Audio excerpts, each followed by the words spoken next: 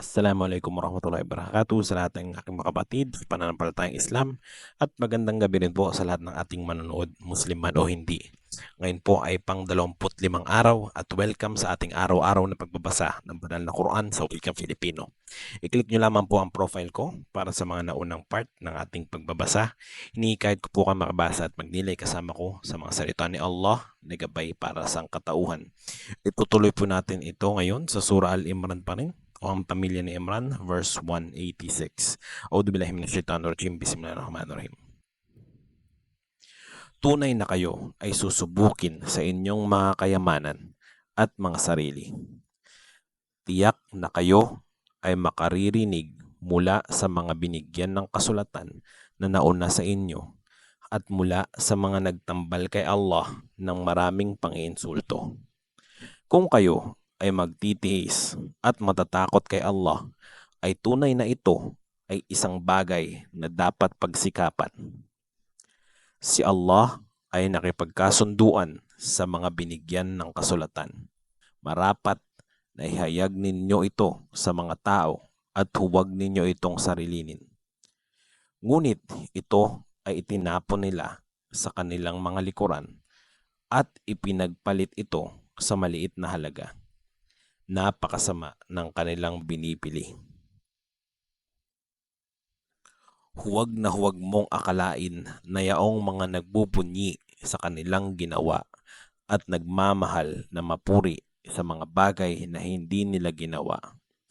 Huwag na huwag mong akalain na sila ay ligtas sa parusa. Para sa kanila, ang parusang masakit. Kay Allah ang pagmamay-ari ng kalangitan at lupa. Si Allah sa lahat ng bagay ay may kakayanan. Tunay na sa pagkakalikha sa kalangitan at lupa, sa pagpapalitan ng gabi at araw ay may mga tanda para sa mga may bukas na pag-iisip. Silang mga umaalala kay Allah nang nakatayo, nakaupo at nakahiga sa kanilang tagiliran at nagmumuni-muni sa pagkakalikha sa kalangitan at lupa, nagsasabing, Aming Panginoon, hindi mo nilikha ang mga ito ng walang saysay. Luwalhati sa iyo at iligtas mo kami mula sa parusa sa impyerno. Aming Panginoon, tunay na sino mang ipasok mo sa impyerno ay hinamak mo at ang mga makasalanan ay walang magiging tagatulong. Aming Panginoon, tunay na narinig namin ang tagatawag na tumatawag tungo sa pananampalataya. Manampalataya kayo sa inyong Panginoon at kami ay nanampalataya. Panginoon namin, patawarin mo ang aming mga kasalanan at alisin mula sa amin ang aming kasamaan at dulutin mo na kami ay mamatay kasama ang matutuwid. Panginoon namin, ibigay mo sa amin ang iyong ipinangako sa iyong mga sugo at huwag mo kaming ipahiya sa araw ng paghuhukom. Tunay na ikaw ay hindi bumabali sa pangako. Tumugon sa kanila ang kanilang Panginoon, hindi ko pawawalang saysay ang anumang gawain ng sino mang gumawa sa inyo, lalaki man o babae. Kayo ay mula sa isa't isa. Yaong mga lumikas, pinalayas mula sa kanilang mga tahanan, napinsala sa aking landas, lumaban at napatay. Tiyak na aalisin ko sa kanila ang kanilang mga kasalanan at tiyak na ipapasok ko sila sa mga hardin, dumadaloy sa ilalim nito ang mga ilog bilang gantimpala mula kay Allah. Kay Allah ang pinakamainam na gantimpala.